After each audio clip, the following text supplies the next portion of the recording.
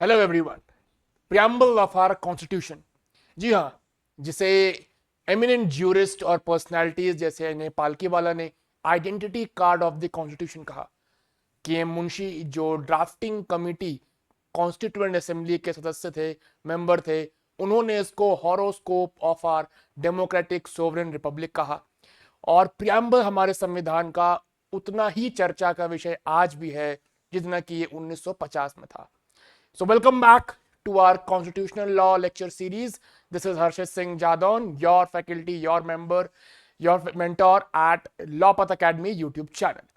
तो आज हम डिस्कस करेंगे प्रियम्बल पार्ट 2। पिछले लेक्चर में हमने ये समझने की कोशिश करी थी कि जिस प्रियम्बल को अब एक इंटीग्रल पार्ट ऑफ कॉन्स्टिट्यूशन कहा जाता है, उसमें जो शुरुआती कुछ पंक्तियां थी, शुरुआती कुछ लाइनें थी, जिसमें हमने ये समझा था, ये सीखा था कि एक उद्देश्य के साथ प्रियम्बल को अडॉप्ट किया गया to constitute India into a socialist sovereign democratic Republic.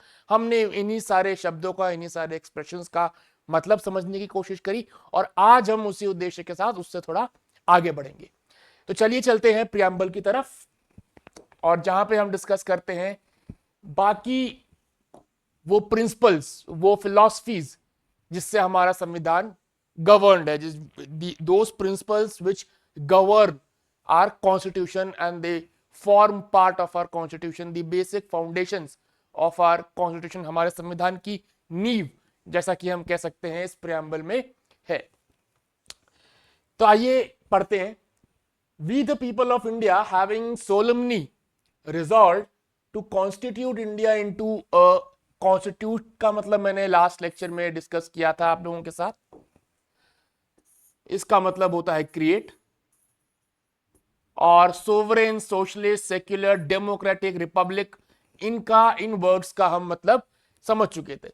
Just to recall, थोड़ा सा रिकॉल कराने के लिए मैं आपके साथ जो शब्द डेमोक्रेटिक था, राइट, जो कि एक बहुत ही महत्वपूर्ण शब्द है हमारे प्रियम्बल का, उस पर थोड़ा रोशनी डालने के बाद आगे बढ़ूंगा। तो लास्ट लेक्चर में जब हम डेमोक्रेटिक एक फीचर पढ़ रहे थे हमारे संविधान का, हमारे स्टेट का, तो हमने ये समझा था कि जो डेमोक्रेटिक की बात हो रही है, जिस डेमोक्रेसी की बात हो रही है, we are talking about the popular sovereignty,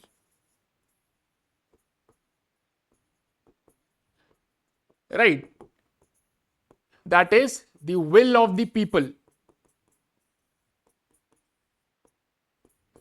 जनता जिसे चाहेगी, जनता की विल के मुताबिक, जनता की इच्छा के मुताबिक जनता लोगों को, हमारे नेताओं को, लीडर्स को इलेक्ट करेगी, उनको पार्लियामेंट भेजेगी और उस तरीके से हम गवर्न करेंगे।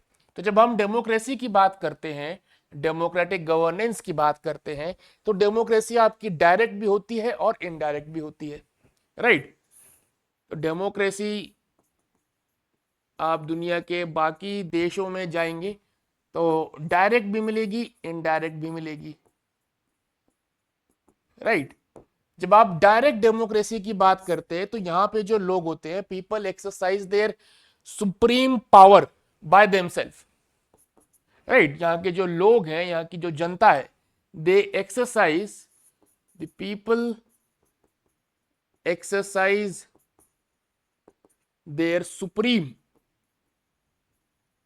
पावर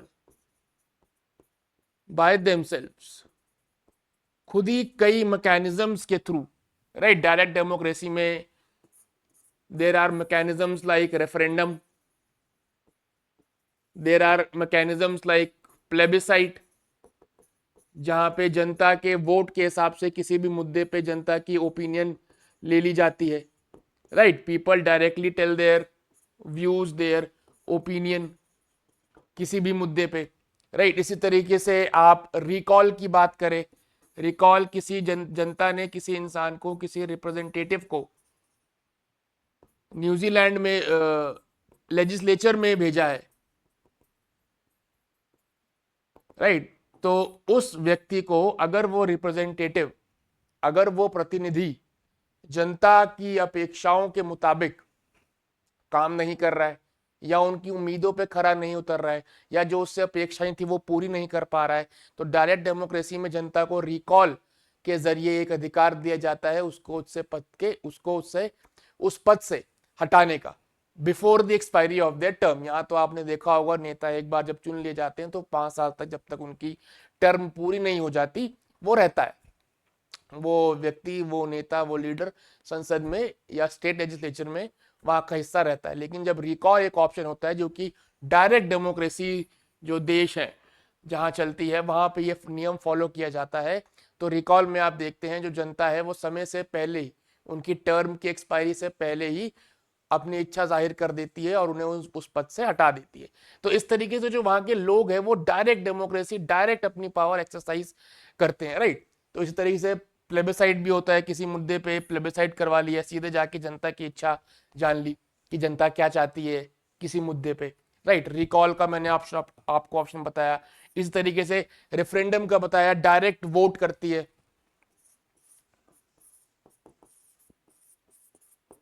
किसी भी मुद्दे पे, करेक्ट। तो इस तरह की चीजें आप डायरेक्ट डेमोक्रेसी में देखते हैं। लेकिन हम जो फॉलो करते हैं दैट इज इनडायरेक्ट डेमोक्रेसी। क्यों? Because we elect our leaders, we elect our leaders and then these leaders take decisions on our behalf। हम इनको चुन के संसद में भेजते हैं और इनको संसद में भेजने के बाद ये हमारे लिए फैसले लेते हैं, ये हमारे लिए पॉलिसीज बनाते हैं, ये हमारे लिए डिसीजंस लेते हैं, करेक्ट। इसीलिए हम इसको इनडायरेक्ट डेमोक्रेसी बोलते हैं, रिप्रेजेंटेटिव डेमोक्रेसी जिसको आप बोल सकते हो, इनडायरेक्ट डेमोक्रेसी या रिप्रेजेंटेटिव डेमोक्रेसी। जब आप रिप्रेजेंटेटिव डेमोक्रेसी की बात करते हैं तो रिप्रेजेंटेटिव में भी आप दो तरीके की चीजें देखते हैं। एक आप देखते हैं parliamentary democracy, parliamentary form of governance, और एक आप देखते हैं presidential form of governance. For example आपका यूएस सबसे बढ़िया एग्जाम्पल। पार्लियामेंट्री ये हम है, India is a parliamentary form of governance, right. हमारे यहाँ जो एग्जीक्यूटिव है, अब स्टेट के 3 ऑर्गन्स होते हैं, there are 3 organs of state, आप सबको पता है, एग्जीक्यूटिव, लेजिस्लेचर और जुडिशरी। तीनों के अपने अपने रोल हैं, अपने अपने फंक्शन होते हैं। जब हम पार्लियामेंट्री फॉर्म ऑफ गवर्नेंस की बात करते हैं तो यहाँ पे हम देखते हैं एग्जीक्यूटिव का काम है लॉज को इंप्लीमेंट करना, और लेजिस्लेचर का काम है making of laws. And executive is always responsible to legislature, executive is responsible to legislature, parliament या state legislature, for its policies and action. जवाबदेही बनती है, अकाउंटेबिलिटी बनती है, कोई पॉलिसी बनाई तो क्यों बनाई, कोई एक्शन लिया तो क्यों लिया गया, राइट। और जब आप पार्लियामेंट्री डेमोक्रेसी की बात करते हो तो इसके और भी कई सिद्धांत होते हैं, जैसे जिन पर ये आधारित होता है, रूल ऑफ लॉ, ये पार्लियामेंट्री डेमोक्रेसी का हिस्सा है।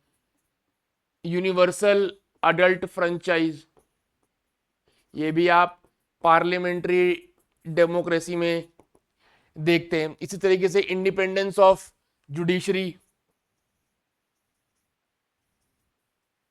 इंडिपेंडेंस ऑफ जुडिशरी, ठीक है, ये भी आप पार्लियामेंट्री फॉर्म ऑफ गवर्नेंस में देख सकते हैं। और इसी तरह के कई और सिद्धांत हैं जो चलते हैं, जो रहते हैं एक पार्लियामेंट्री फॉर्म ऑफ गवर्नेंस में, राइट। अब इससे जब हम आगे बढ़ेंगे तो चलते हैं कुछ बाकी वर्ड्स की तरफ, बाकी सिद्धांतों की तरफ जो हमने लास्ट क्लास में पढ़े थे और समझने की कोशिश करी थी। जब आप डेमोक्रेसी पढ़ रहे थे तो डेमोक्रेसी की जब हम बात कर रहे हैं अभी इसके बाद हम लिबर्टी की बात करेंगे, इसके बाद हम जस्टिस की बात करेंगे, इक्वालिटी की बात करेंगे, फिटर्निटी की बात करेंगे, राइट। तो डेमोक्रेसी जो है, आपको पहली बात ये पता होना चाहिए कि पॉलिटिकल डेमोक्रेसी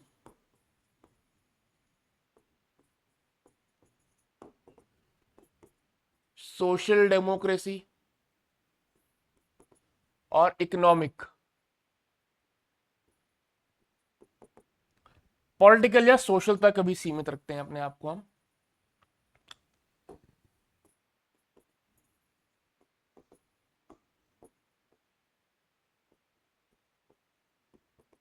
करेक्ट।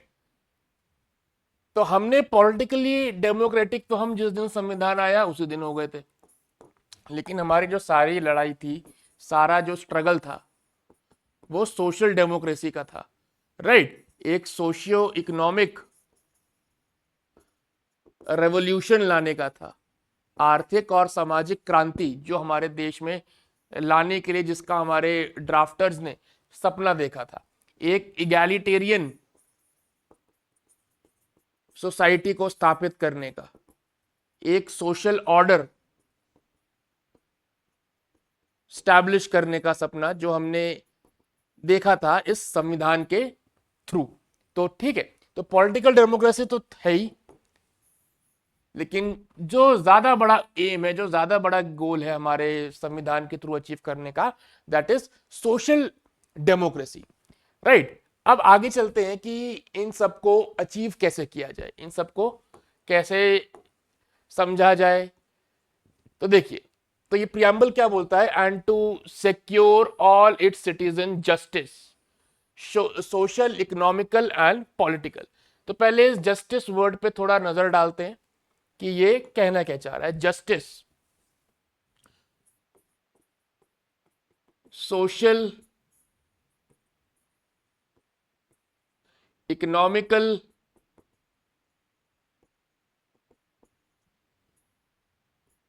और पॉलिटिकल, इन तीन तरह की जस्टिस की बात आपका प्रियम्बल कर रहा है।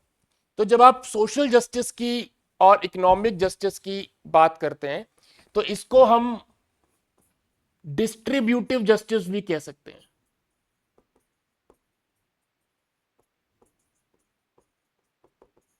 ये दोनों डिस्ट्रीब्यूटिव जस्टिस का भी पार्ट है। अब डिस्ट्रीब्यूटिव जस्टिस क्या होता है?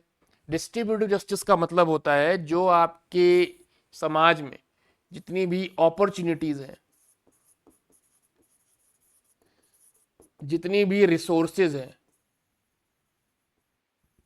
That should be equally divided amongst all section of society,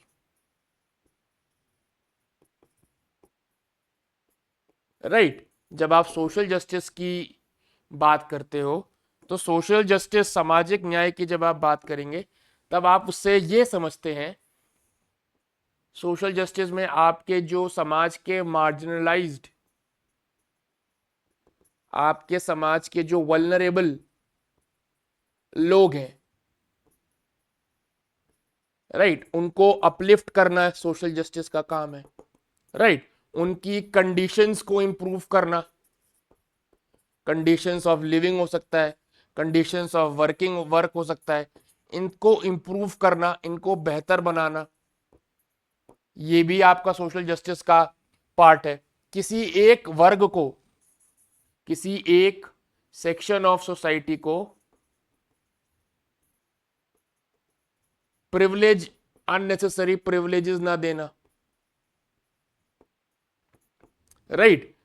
You are not supposed to give privileges to only certain section of society, rather you need to realize the fact, आपको ये बात पता होनी चाहिए कि इंडिया की demography में बहुत सारे लोग हैं, जो बहुत सारे वर्ग के लोग हैं, schedule caste, schedule tribe, OBC, जिनको ज़्यादा ज़रूरत है, जिनके लिए स्टेट को एक एक्टिव, प्रोएक्टिवली काम करना चाहिए, एक्टिव मेजर्स लेने चाहिए उनकी कंडीशंस इंप्रूव करने के लिए, वो भी सोशल जस्टिस का हिस्सा है, राइट। आपको अपने समाज में ये देखना चाहिए कि किसी प्रकार का कोई भी डिस्क्रिमिनेशन या भेदभाव नहीं हो रहा है लोगों में, on the basis of caste, caste के बेसिस पे, रेस के बेसिस पे, कलर के बेसिस पे, रिलीजन के बेसिस पे, राइट, लैंग्वेज के बेसिस पे। आप इतने सारे राज्य हैं, अलग अलग राज्यों की अलग अलग भाषाएं, अलग अलग लैंग्वेजेस है।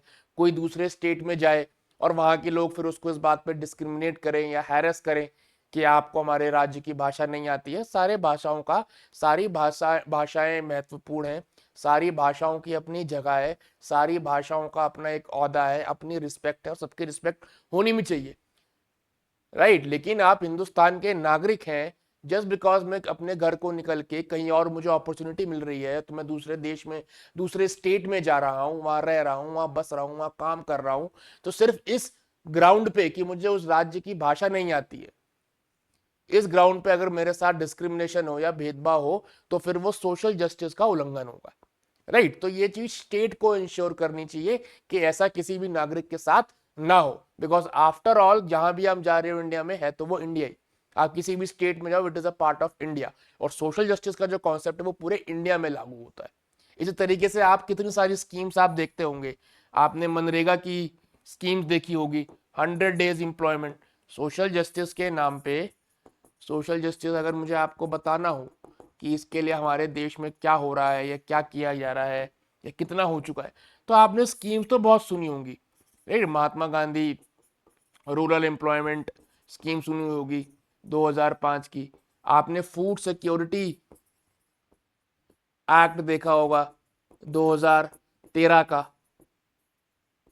आपने जुवेनाइल जस्टिस एक्ट देखा होगा बच्चों के लिए, राइट। आपने मैनुअल, जेल मैनुअल्स देखी होंगी अंडर ट्रायल प्रिजनर्स के लिए,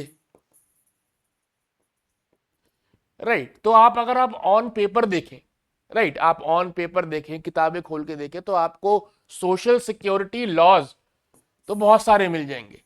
ये सब क्या कर रहे हैं, ये सब एक तरह की इंसान को सोशल सिक्योरिटी प्रोवाइड कर रहे हैं, तो ये सारे सोशल सिक्योरिटी लॉज हैं। लेकिन जब आप इनकी इम्प्लीमेंटेशन की बात करें कि किस हद तक ये इम्प्लीमेंट हो चुके हैं, जो कि एग्जीक्यूटिव का काम है, जैसे कि हमने अभी डिस्कस किया, तो किस हद तक ये इम्प्लीमेंट हो चुके हैं, किस एक्सटेंट तक ये इम्प्लीमेंट हो चुके हैं, उस पर आज भी एक सवाल रहता है, राइट। क्या इसमें सभी लोगों को उनके वेजेस का जो पेमेंट है वो टाइमली हो रहा है? इस पे एक क्लॉज है कि अगर किसी का जो पेमेंट है वो 15 डेज से ज़्यादा लेट होता है तो उनको फिर इंटरेस्ट, उन मजदूरों को इंटरेस्ट मिलता है। क्या आज तक ये इंटरेस्ट किसी को मिला? फूड सिक्योरिटी एक्ट के अंदर एक प्रोविजन था कि हर स्टेट अपनी एक कमिटी या कमीशन बनाएगा जो देखेगा कि क्या फूड सिक्योरिटी एक्ट अच्छे से इम्प्लीमेंट हो रहा है उनके राज्य में। क्या ये कमिटी सारी स्टेट्स में बन चुकी हैं? आप जे एक्ट में जाके देखो, देयर इज अ प्रोविजन, यहाँ पे एक प्रोविजन है child in need of care and protection का। जिन लोगों को सहायता की जरूरत है, केयर की, प्रोटेक्शन की जरूरत है, उनके लिए स्टेट्स को इसमें ऑर्गेनाइजेशंस बनानी है, इफेक्टिव स्टेप्स लेने हैं। आपकी कंट्री में कितने ऐसे बच्चे हैं जिनको इसके अंदर, आप अभी भी जाओ कंस्ट्रक्शन साइट में जाओ, वहां पे जो लेबरर्स होते हैं उनके बच्चे, वो भी साथ में या तो काम कर रहे होते हैं या फिर ऐसे ही कहीं पे दे आर लेफ्ट अनअटेंडेड, बिना उन पे कोई ध्यान दिए। तो कैसे इतने लोग हैं जिनको, इस तरीके के बच्चे हैं जिनके ऊपर इन सब लॉस को की हेल्प मिली? ऐसे कितने बच्चे होंगे जिनको इसका फायदा मिला? That is still a question. आप अंडर ट्रायल में जाओ, आप अंडर ट्रायल प्रिजनर्स के बारे में देखो, तो आपको जेल मैनुअल्स आप पढ़ोगे तो इसमें तो आपको सब मिलेगा, सारी सुविधाएं, सारी स्थितियां, सारी एवरीथिंग फॉर एवरीवन, हर तरह की। लेकिन जब आप जमीनी हकीकत पे जाओगे तो कितने सारे अंडर ट्रायल प्रिजनर्स हैं, जो प्रिजन्स हैं वो ओवर क्राउडिंग है आज की डेट में। अगर आज की डेट में आप इश्यूज देखो तो ओवर क्राउडिंग एक इशू है प्रिजन्स में, राइट। आप इनकी बेल देखो, बेल इनकी ऐसी ही, बेल का पहली बात तो नंबर ही नहीं आता कि बेल अप्लाई कर रखी है, बेल कब कोर्ट पहुंचेगी। There is no one to pursue their matter, इनका मैटर परस्यू नहीं होता, वो हो भी जाता है तो रिजेक्ट हो जाती है आउटराइटली, राइट। तो ये सब जो मुद्दे हैं ये सब आपके सोशल जस्टिस से जुड़े हुए मुद्दे हैं। इसी तरीके से जब आप इकोनॉमिक जस्टिस की बात करते हो तो इकोनॉमिक जस्टिस में आप देखते हो इकोनॉमिक जस्टिस में आप ये देखते हो कि आपके कंट्री में जो इनइक्वालिटी है, इनइक्वालिटी किस चीज में, इनइक्वालिटी इनकम में, इनइक्वालिटी सैलरीज में, इनइक्वालिटीज अपॉर्चुनिटीज में, इनइक्वालिटी इन इस तरह की इनइक्वालिटीज को एलिमिनेट करना स्टेट का काम है। आप आर्टिकल 39 बी पढ़े, सी पढ़े, आपको तब समझ में आएगा। Article 39 C, B and C are nothing but manifestation of economic justice, right. सबको इकोनॉमिक जस्टिस मिलनी चाहिए, सबको equal opportunity, right. Same pay, same amount of money should be paid for same work irrespective of the fact whether a person is a man or a girl, right, irrespective of the gender। कोई महिला है या पुरुष है उस पर फर्क नहीं पड़ना चाहिए। अगर काम बराबर किया है तो तनख्वाह और वेजेस और इनकम भी बराबर होनी चाहिए, राइट। तो ये आपका इकोनॉमिक जस्टिस से रिलेटेड है। आप पॉलिटिकल जस्टिस की बात करो,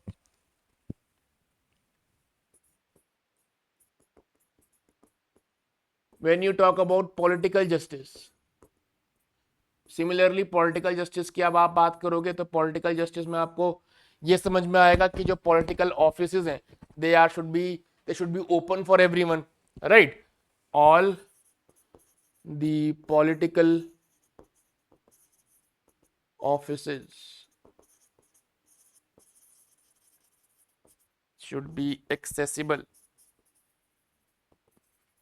to everyone।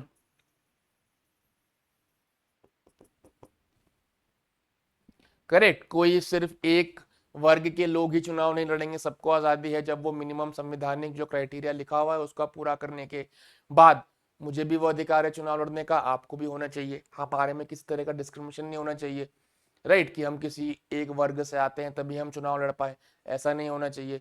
हम में से हर एक को 18 साल के बाद वोट करने का अधिकार होना चाहिए, तभी आप इसको पार्टिसिपेटिव डेमोक्रेसी बोलोगे, राइट। तो everyone should have right to vote, no one should be denied that right, right. Political justice की जब आप बात करो, अभी बिहार में आपका एक SIR का मैटर चल रहा है, स्पेशल इंटेंसिव रिवीजन, आप उसको समझेंगे तो आपको समझ में आएगा पॉलिटिकल जस्टिस की क्या है। जब सुप्रीम कोर्ट ने इतने उसमें आदेश पास किए हैं कि किस तरीके से वोटर्स की लिस्ट बनाई जाएगी पूरी ट्रांसपेरेंसी के साथ, पूरी अकाउंटेबिलिटी के साथ, इलेक्शन कमीशन को यह आदेश दिया, राइट। उस आदेश के बाद ट्रांसपेरेंसी आई, मेथड में अकाउंटेबिलिटी आई, और सारे जो वहां पे लोग हैं, नागरिक हैं, उनके वोटिंग राइट सिक्योर करे गए, करेक्ट, उस लिस्ट को बनाया गया, ठीक है। तो यह आपका पॉलिटिकल जस्टिस हो गया। तो जब आप जस्टिस की बात करते हैं, इकोनॉमिक, पॉलिटिकल और सोशल, तो ये बातें आपको ध्यान रखनी चाहिए। फिर आप इसके आगे आते हैं तो जस्टिस के बाद आपको नेक्स्ट वर्ड मिलता है liberty, liberty of thought, expression, belief, faith and worship. तो थोड़ा इसको समझ लेते हैं कि ये लिबर्टी क्या कहना चाह रहा है।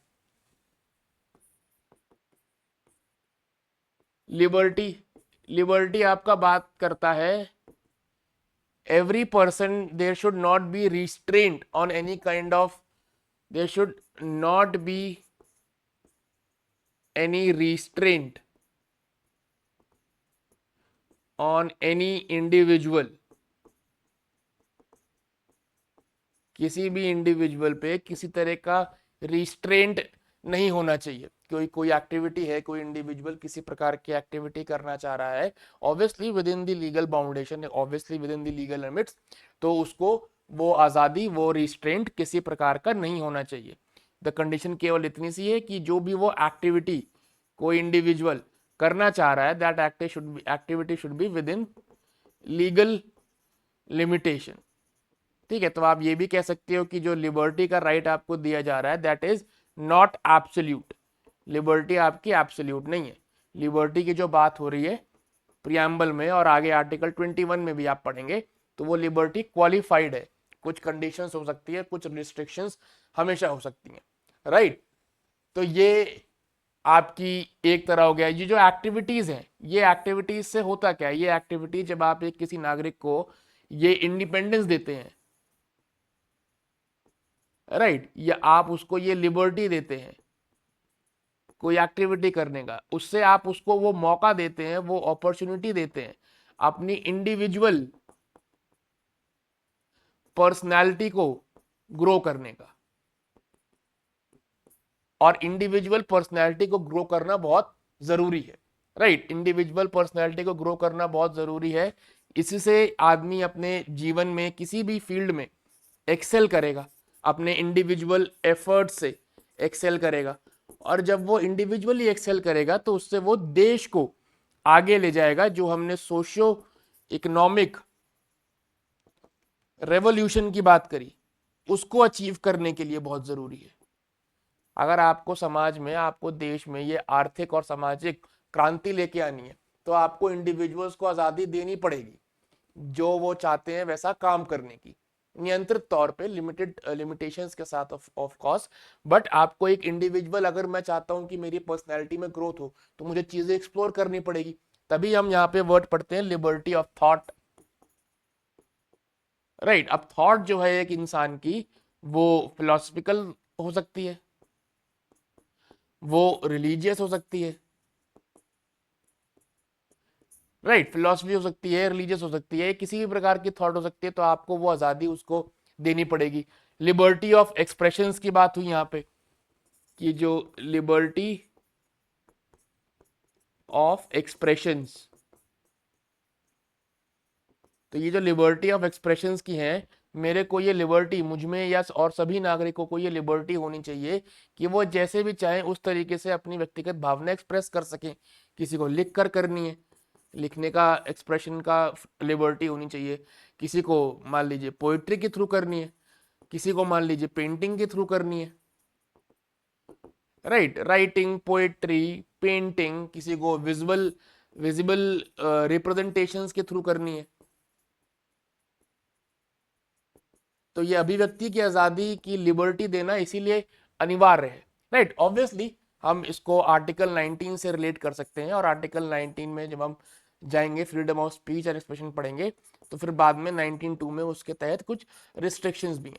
तो ये तो मैंने आपको शुरुआती तौर में ही बता दिया कि लिबर्टी का जो कहना है, वो लिबर्टी की जो राइट है वो बिल्कुल भी अनलिमिटेड या अनरिस्ट्रिक्टेड या अनचेक्ड नहीं है, दैट इज क्वालिफाइड। उसमें रिस्ट्रिक्शंस आप लगा सकते हैं। तो liberty of thought, liberty of expression, इस तरह liberty of faith, right, liberty of belief, right. किसी इंसान का बिलीव गॉड में हो सकता है, किसी इंसान का बिलीव कॉन्स्टिट्यूशन में हो सकता है, किसी इंसान का बिलीव किसी पार्टी में हो सकता है, किसी इंसान का बिलीव किसी भी चीज में हो सकता है। तो इसकी भी आपको आजादी देनी पड़ेगी। इसी तरीके से फेथ और वर्शिप, आस्था और उपासना, राइट। तो that is what the term liberty means. और लिबर्टी जरूरी क्यों है? इंडिविजुअल ग्रोथ के लिए, इंडिविजुअल एक अपनी खुद की इंडिविजुअलिटी बनाने के लिए, एक अपनी खुद की autonomy, to have your own autonomy, to have your own individuality, इसलिए लिबर्टी जरूरी है। और मैंने आपको थोड़ी देर पहले एक चीज बताई थी, सोशल डेमोक्रेसी। तो सोशल डेमोक्रेसी अगर आपको अचीव करनी है तो आपको वहां पे लिबर्टी, इक्वालिटी और लिबर्टी, इक्वालिटी और फेटर्निटी, इन तीनों चीजों को एक साथ as a form of trinity ही देखना पड़ेगा, right. You all these three features they can never be divorced. इन तीनों को आप कभी भी अलग नहीं कर सकते, ये तीन हमेशा साथ रहेंगे। और अगर ये तीन साथ हैं तभी आप अपने देश में सोशल डेमोक्रेसी ला पाओगे, राइट। अगर इन तीनों में से एक भी चीज इफेक्ट होती है तो आप सोशल डेमोक्रेसी को लाने में फेल करोगे, आपको बहुत मुश्किलों का सामना करना पड़ेगा। और it is not possible to bring social democracy without having all these three things combined. all right, so अभी हम आगे और समझेंगे कि इन तीनों चीजों को कैसे इंटरप्रेट करना है और कैसे समझना है, और इन तीनों को साथ में क्यों पढ़ना है। तो ये जस्टिस हो गया आपका।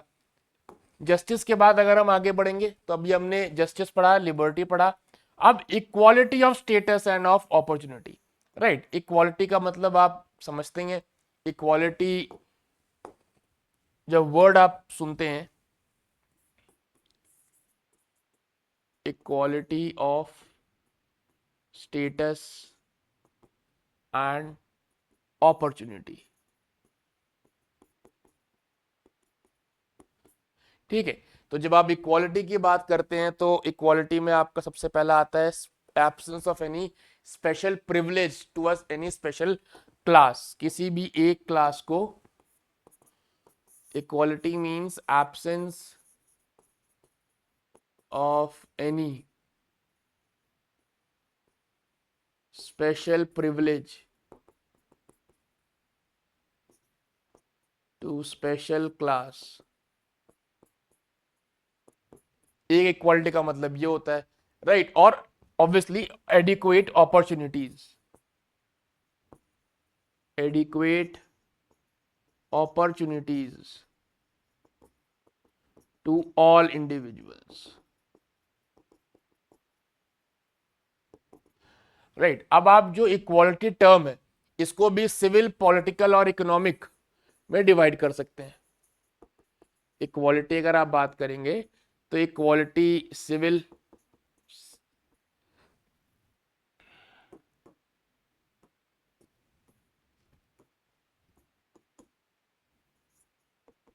राइट, आपकी पॉलिटिकल इक्वालिटी और आपकी इकोनॉमिक इक्वालिटी, ये तीनों। जब आप सिविल की बात करते हो तो आप आर्टिकल 14 से शुरू करते हो और आर्टिकल 14 के बाद 15, 16, 17, 18 तक ये मामला चलता है। आर्टिकल 14 में equality before law and equal protection of law. इसी तरह आर्टिकल 15 में, article 15 is an extension of equality where in special provisions state the government को, एग्जीक्यूटिव को इनेबल किया गया है कि इक्वालिटी के ही चलते जब आप इक्वल प्रोटेक्शन ऑफ लॉ की बात करते हो तो उसी के एम्बिट में ये भी आता है कि आप किसी स्पेशल वल्नरेबल या मार्जिनलाइज सेक्शन के लोगों के लिए स्पेशल लॉज बना सको। 15 की हम बात करेंगे तो 15 में विमेन और चिल्ड्रन के लिए, जिनको एक वल्नरेबल सेक्शन ऑफ सोसाइटी समझा गया है, उनके लिए स्पेशल लॉज बनाने के भी प्रोविजन बनाए गए हैं। उसी तरीके से एजुकेशनल इंस्टीट्यूशन में रिजर्वेशन देने की बात भी आर्टिकल 15 में करी गई है, राइट। तो स्पेशल, और क्योंकि equality has to be amongst equal, equality has to be amongst equal, तो जो लोग अनइक्वल है उनको आपको उस अपलिफ्ट करना पड़ेगा, उन इक्वल्स के बराबर लाना पड़ेगा, और बराबर लाने के लिए आपको उनके लिए स्पेशल लॉज बनाने पड़ेंगे। सिमिलरली 16 में पब्लिक एम्प्लॉयमेंट में अपॉर्चुनिटीज देने के लिए स्पेशल प्रोविजंस आप बना सकते हो, राइट। तो 14, 15 में स्पेशल लॉज बन सकते हैं, 16 में पब्लिक एम्प्लॉयमेंट के लिए रिजर्वेशन की बात कर दी गई है, 17 में अनटचेबिलिटी को अबॉलिश किया गया है। इस तरह की कोई भी एक्टिविटी हमारे देश में नहीं हो इक्वालिटी के अगेंस्ट होगी वो, राइट। 18 में अबॉलिशन ऑफ टाइटल्स की बात करी गई है, करेक्ट। तो ये सब चीजें आपको जब आप पढ़ते हो तो आपको ये सिविक इक्वालिटीज की बातें बताता है। जब आप पॉलिटिकल इक्वालिटी की बातें करते हो तो आप आर्टिकल 325 देख सकते हो, राइट। किसी भी आदमी को, कोई भी आदमी को आप वोटर होने के लिए इन एलिजिबल या इलेक्शन लड़ने के लिए इन एलिजिबल घोषित नहीं कर देंगे जस्ट बिकॉज वो किसी पर्टिकुलर रिलीजन का है, जस्ट बिकॉज, या फिर किसी पर्टिकुलर कास्ट का है, कोई पर्टिकुलर रेस का है या पर्टिकुलर सेक्स का है। केवल इन ग्राउंड्स पे आप किसी आदमी को बोल दो कि नहीं तुम्हारा नाम इलेक्टोरल रोल में नहीं आएगा, या तुम चुनाव लड़ने योग्य नहीं हो, या तुम चुनाव नहीं लड़ सकते, ये पॉलिटिकल इक्वालिटी के खिलाफ होगा। तो आर्टिकल 25 में इसके लिए भी प्रोविजन है कि ऐसा ना किया जाए, राइट। और आर्टिकल 26 में यूनिवर्सल अडल्ट फ्रेंचाइज के बेसिस पे वोटर्स को वोट करने का भी अधिकार दिया गया है। हर नागरिक right to vote, right. And right to vote क्या है? राइट टू वोट एक तरीका है to voice your opinion. Vote करने का अधिकार क्या है? वोट करने का अधिकार एक मेथड है, a manner in which you can the citizen can voice their opinion, तो उससे आप किसी को वंचित नहीं कर सकते। और सिमिलरली जब आप इकोनॉमिक इक्वालिटी की बात करते हो, इकोनॉमिक इक्वालिटी मैंने जैसा कि आपको आर्टिकल 39 बी और सी में बताया, राइट, आर्टिकल 39 बी और सी पढ़ेंगे तो वहां पे इकोनॉमिक इक्वालिटी के लिए स्टेट को मेजर्स लेने पड़ेंगे, equal pay for equal work, right. वहां पे 39 B equal distribution of resources की बात करता है, जितने भी रिसोर्सेज हैं, अपॉर्चुनिटीज हैं, वो सब में इक्वली डिस्ट्रीब्यूट होनी चाहिए, अमीर और अमीर नहीं होना चाहिए, गरीब और गरीब नहीं होना चाहिए, इन दोनों के बीच में जो गैप है वो जितना हो सके कम होना चाहिए, राइट। तो ये आपकी इकोनॉमिक इक्वालिटी की, आर्थिक समानता की बात करता है। आगे चलते हैं। And to promote amongst them all fraternity assuring the dignity of individual and unity and integrity of nature। तो जो आखिरी कॉलम है हमारा फ्रेटर्निटी का, and to promote among them all, right. तो जब हम लास्ट क्लास जब हम पढ़ रहे थे, जो मैं आपको बता रहा था, तो हमने देखा था संविधान हमको दो तीन चीजें बताता है। एक तो नेचर हमारी स्टेट का कैसा होगा, तो वो हमने देखा सोवरेन होगा, सोशलिस्ट होगा, डेमोक्रेटिक होगा, रिपब्लिक होगा, ये नेचर था। इसके बाद नेचर के बाद जब आप एम्स ऑब्जेक्टिव्स की बात करोगे,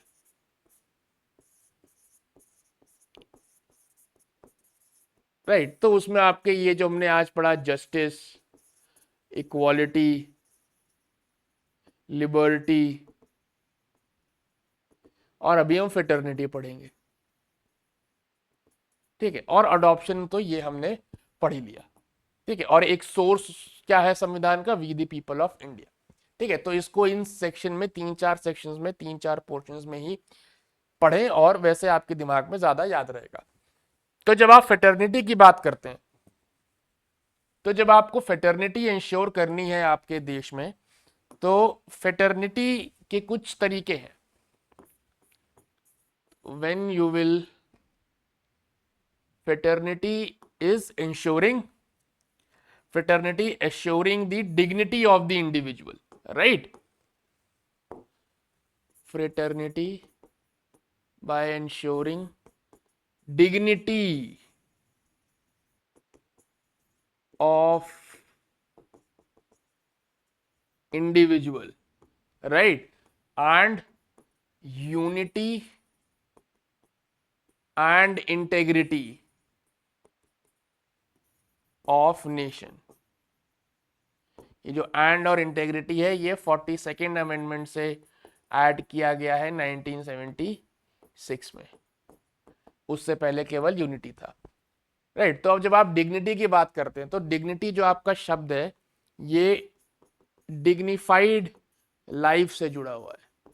अभी जब आप लाइफ वर्ड पे फोकस करेंगे तो आपको आर्टिकल 21 मिलेगा, जो राइट टू लाइफ की बात करता है। अब यहाँ पे ये जो लाइफ का चर्चा हो रहा है, जो लाइफ है, ये this does not means मियर survival या मियर एग्जिस्टेंस। इस लाइफ का मतलब सिर्फ जिंदा रहना या सिर्फ एग्जिस्ट करना नहीं है, राइट। ये लाइफ जो बात हो रही है, स्टेट को इंश्योर करना है कि वो सभी नागरिक को एक मीनिंगफुल लाइफ दे, एक डिग्निफाइड लाइफ दे, एक क्वालिटेटिव लाइफ दे। तो that is how you need to interpret this word life. केवल जिंदा है उसको लाइफ नहीं बोला जा रहा है हमारे आर्टिकल 21 में। राइट टू लाइफ जो बोला जा रहा है, उसके कुछ मायने हैं कि जो लाइफ स्टेट इंश्योर करेगा कि हर नागरिक को हो, वो एक मीनिंगफुल लाइफ हो, वो एक क्वालिटी लाइफ हो, एक डिग्निफाइड लाइफ हो। और ऐसी लाइफ बनाने के लिए स्टेट के ऊपर ये रिस्पॉन्सिबिलिटी है, ये ऑब्लिगेशंस है कि वो पर्याप्त मेजर्स ले, अलग अलग मेजर्स ले। अगर आप देखें हमारे थोड़े पिछले 8 10 15 सालों में जो जुडिशरी ने मेजर्स लिए हैं, राइट, अभी हाल ही में आपने देखा होगा जो मैनुअल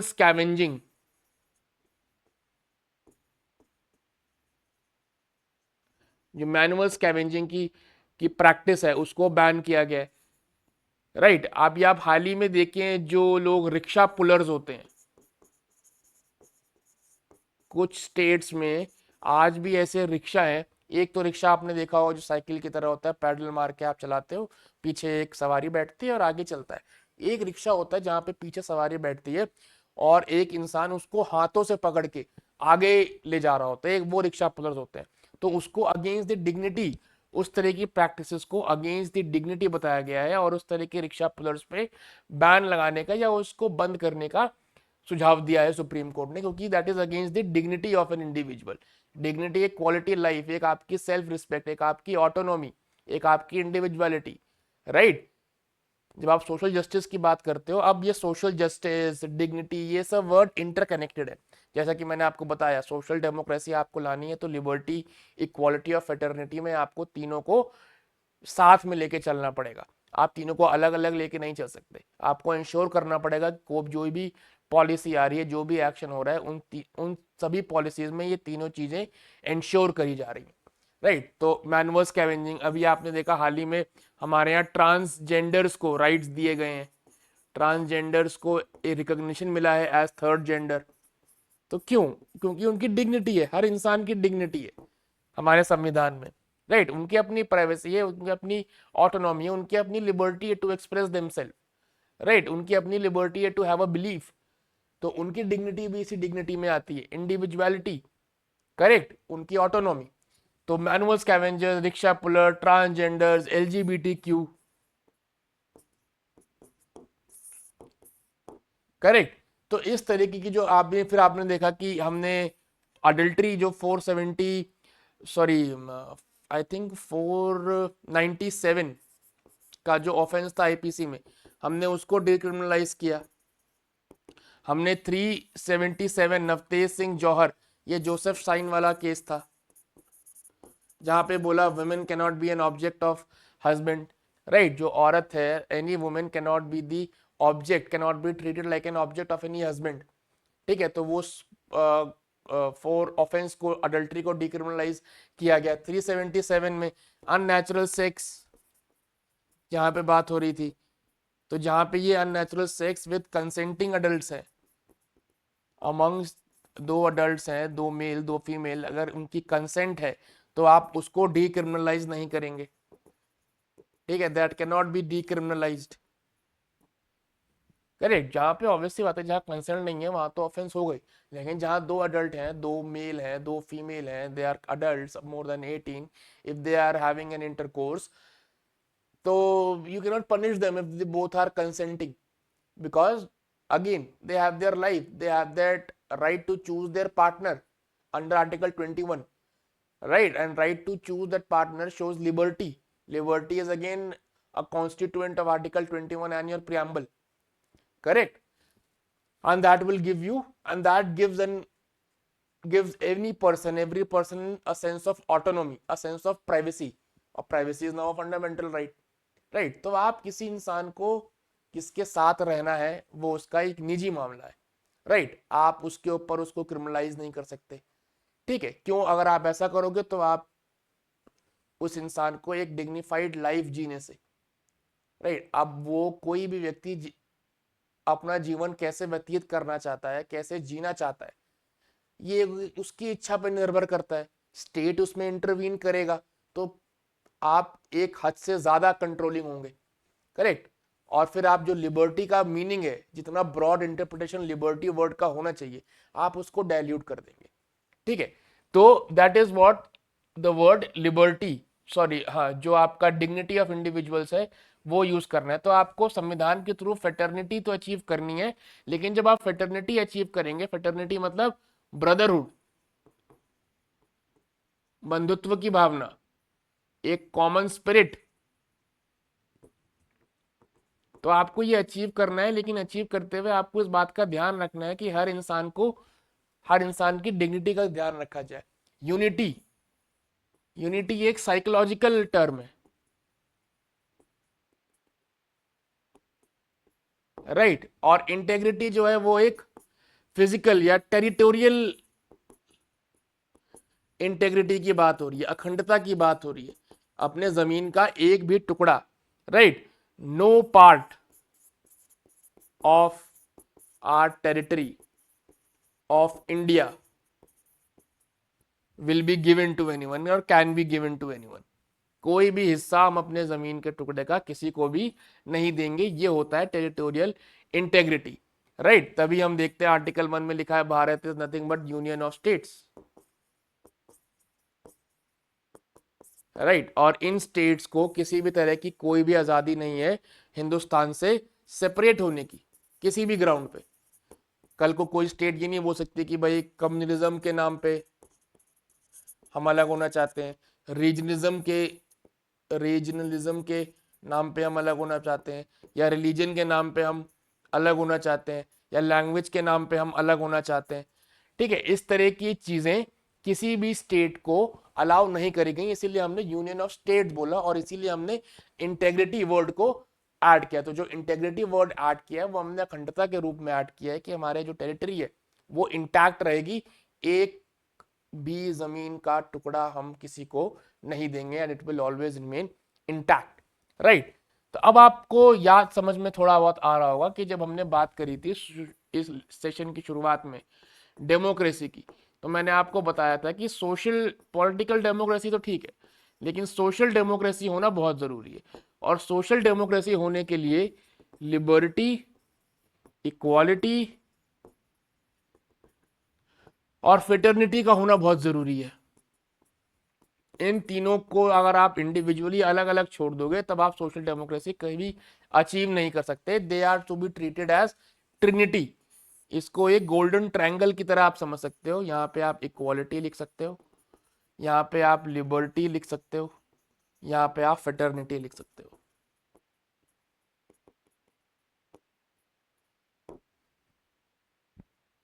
राइट। तो that is why it is set कि इन तीनों को हमेशा साथ में लेके रहना है, साथ में लेके चलना है। अगर आपने किसी को लिबर्टी दे दी, आपने किसी को काम करने की लिबर्टी तो दे दी कि भाई तुम जाके ये काम कर लो, लेकिन इक्वालिटी आपके यहाँ है नहीं, तो there can be certain section of society इनके पास थोड़ी ज़्यादा पावर हो, ज़्यादा रिसोर्सेज हो, तो वो आगे निकल जाएंगे क्योंकि आपने लिबर्टी सबको दे दी, लेकिन आपकी सोसाइटी में समानता तो है नहीं। तो liberty without equality social democracy नहीं ला पाएंगे, राइट। अगर आपने इक्वालिटी सबको दे दी और लिबर्टी सबको नहीं दी, तब आपने उस आदमी पे रिस्ट्रेंट लगा दिया। आपने इंडिविजुअल एक्टिविटीज कंट्रोल करने हो, क्या करना है क्या नहीं करना है। इक्वालिटी तो है लेकिन लोगों के पास आज़ादी नहीं है काम करने की, लिबर्टी नहीं है काम करने के लिए। तो आप डेमोक्रेसी आपके देश में जो आप सोशियो इकोनॉमिक रेवोल्यूशन का सोच के चले थे वो कभी आ ही नहीं पाएगा। आपने लोगों की लिबर्टी छीन ली, क्या काम करना है क्या नहीं करना है, एक्सप्रेस क्या करना है, कौन से फेथ पे बिलीव करना है क्या नहीं करना, सब आप लोग कंट्रोल कर रहे हो। तो उस आदमी की इंडिविजुअल प्रोग्रेस होगी नहीं। इंडिविजुअल प्रोग्रेस नहीं होगी जब तक इंडिविजुअली आदमी ग्रो नहीं करेगा, तब तक आपका देश कलेक्टिवली ग्रो नहीं करेगा। तो इक्वालिटी दे दी, लिबर्टी नहीं दी, तो कोई इंडिविजुअल ग्रोथ नहीं। और अगर मैं इंडिविजुअली ग्रोथ नहीं करूंगा, आप इंडिविजुअली ग्रोथ नहीं करोगे, तो हम लोग कलेक्टिवली भी ग्रो नहीं कर सकते। और जब कलेक्टिवली ग्रो नहीं करेंगे तो देश भी ग्रो नहीं करेगा, as simple as that, right. तो इसीलिए आप देखो इन तीनों का साथ में होना बहुत जरूरी है। तो जो आपका जो एंड गोल है फेटर्निटी का, तो इस फेटर्निटी के गोल को अचीव करने के लिए, इस फेटर्निटी के गोल को अचीव करने के लिए आपको समझना होगा, आपको अपने देश में लिबर्टी भी चाहिए, आपको अपने देश में जस्टिस भी चाहिए, आपको अपने देश में इक्वालिटी भी चाहिए, आपको अपने देश में डेमोक्रेसी भी चाहिए, सोवरेनिटी भी चाहिए, राइट, रिपब्लिक भी चाहिए, सेक्युलरिज्म भी चाहिए, सोशलिज्म भी चाहिए। जब तक, और ये सारे कलेक्टिवली मिलके, जब आप ये सारे कलेक्टिवली आपके यहाँ काम करेंगे, ऑपरेट करेंगे, तब जाके आप इस फेटर्निटी के गोल को अचीव करोगे। बाय एश्योरिंग डिग्निटी, हर व्यक्ति को डिग्निटी प्रोवाइड करके, सेल्फ रिस्पेक्ट प्रोवाइड करके, ऑटोनॉमी प्रोवाइड करके, एक डिग्निफाइड लाइफ प्रोवाइड करके, मीनिंगफुल क्वालिटेटिव लाइफ प्रोवाइड करके, और देश में यूनिटी एकता और अखंडता के भाव के साथ, तब जाके आप फेटर्निटी को पा पाओगे, अचीव कर पाओगे। तो फेटर्निटी इज द एंड गोल, और फेटर्निटी को अचीव करने के लिए जस्टिस, लिबर्टी, इक्वालिटी, ये सब माध्यम है। डेमोक्रेसी माध्यम है, सोवरेनिटी माध्यम है, सेक्युलरिज्म माध्यम है। तो उन सब चीजों को आपको इस्तेमाल करना है, उन सब मीन्स को आपको इस्तेमाल करते हुए ये आपको फेटर्निटी का जो आपका गोल है उसको अचीव करना है। ठीक है, that is what it is. अब आपको एक बात छोटी सी ये भी पता होना चाहिए कि कोई आपसे पूछे is preamble a part of the constitution, क्या प्रियम्बल संविधान का पार्ट है?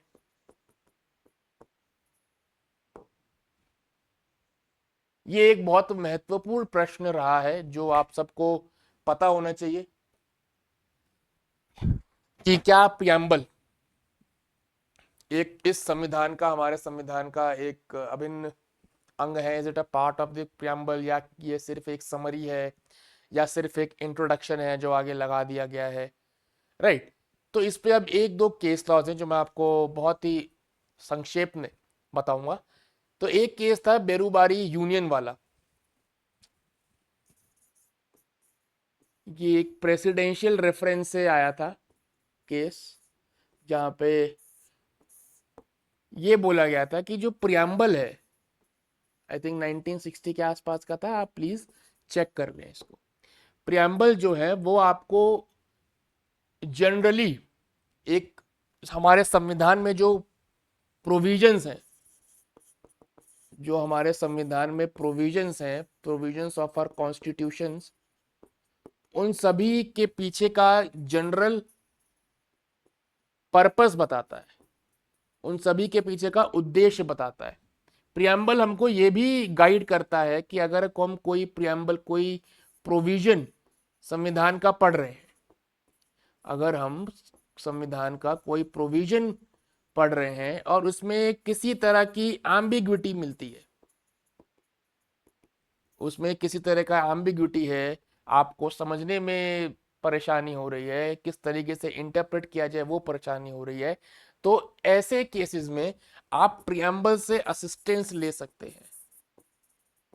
आप समझ सकते हैं कि भाई उस वर्ड का, उस प्रोविजन का क्या मीनिंग है in the light of the constitution. लेकिन प्रियम्बल को explicitly was not declared a part of constitution. तो प्रियम्बल 1960 में इस रेफरेंस के थ्रू सुप्रीम कोर्ट ने इसको बोला था कि ये पार्ट नहीं है। लेकिन केशव नंदा भारती वाले केस में, केशव नंद, ये ऐसा केस लॉ है जो सभी लॉ स्टूडेंट्स को पता ही होता है और पता होना भी चाहिए। इस केस में आके सुप्रीम कोर्ट ने अपनी पॉइंट ऑफ व्यू को बदला था और बोला था कि yes, preamble is an integral part of the constitution. और क्योंकि इंटीग्रल पार्ट ऑफ कॉन्स्टिट्यूशन है तो प्रियम्बल आप अमेंड भी कर सकते हो। लेकिन ऑब्वियस सी बात है, आप अमेंड ऐसे ही करोगे कि उसका जो बेसिक स्ट्रक्चर है, बेसिक स्ट्रक्चर डॉक्ट्रिन है, वो चेंज ना हो। बेसिक स्ट्रक्चर क्या होता है ये हम बहुत जल्दी एक अपने अगले वीडियो में डिस्कस करेंगे। तो केशव नंदा भारती में आके ये प्लान थोड़ा, ये point of view supreme court का चेंज हो गया। केशव नंदा भारती में सुप्रीम कोर्ट ने माना ये बात कि preamble is indeed an integral part of the constitution, and since it is an integral part of the constitution वो amend किया जा सकता है। ठीक है, तो ये कुछ चीजें थी preamble से जुड़ी हुई जो मैं आपको बताना चाहता था। राइट, दो हमने ये दो पार्ट में कवर किया वीडियो। राइट, तो अब आप जब भी preamble पढ़ें तो preamble पढ़ते वक्त आपको इसको दो चार पार्ट्स में डिवाइड करके ही पढ़ना है, और किसी को समझाना चाहे तो भी सबसे पहले आप सोर्स पता होनी चाहिए, नेचर पता होना चाहिए, एम्स एंड ऑब्जेक्टिव पता होने चाहिए। एम्स क्या है, ऑब्जेक्टिव क्या है, और लास्ट में आपको ऑब्वियसली डेट ऑफ अडॉप्शन पता होनी चाहिए। कभी भी आप जब संविधान पढ़े उसको इसी तरीके से 4 हिस्सों में पढ़े। Right, source we the people of India, nature हमने पढ़ लिया, sovereign, socialist, democratic, republic. Right, ये आपकी सोर्स है, ये आपका नेचर है, sovereign, socialist, secular, democratic, republic. ये आपकी एम्स एंड ऑब्जेक्टिव है फेटर्निटी तक। और ये 26 day of November 1949 we do hereby enact, adopt, enact and give to ourselves this constitution. Right, तो that is all for the preamble. अब बहुत जल्दी नेक्स्ट वीडियो में मैं मिलूंगा नए टॉपिक के साथ। मोस्ट प्रोबेबली हो सकता है वो बेसिक स्ट्रक्चर का पे एक छोटा सा वीडियो हो, और उसके बाद थोड़े से और बेसिक फाउंडेशनल वीडियो होंगे, और उसके बाद हम सीधे विल स्टार्ट विद आर्टिकल 12 जो होगा आपके द मेन टॉपिक। अभी थोड़ा हम फाउंडेशन पे काम कर रहे हैं, ठीक है। प्रियम्बल हो गया है, प्रियम्बल से ही जुड़े हुए 2-4 सेशंस, आई थिंक 2 या 3 सेशंस और लगेंगे थोड़ा बेस बनाने के लिए, थोड़ा फाउंडेशन बनाने के लिए। उसके बाद we'll all be ready to go ahead. Right, so मिलते हैं हम अगले लेक्चर में, तब तक के लिए एंजॉय। राइट, पढ़ते रहिए, संविधान पढ़ते रहिए। Do share this video, do give your feedback, do give your comments. जय हिंद।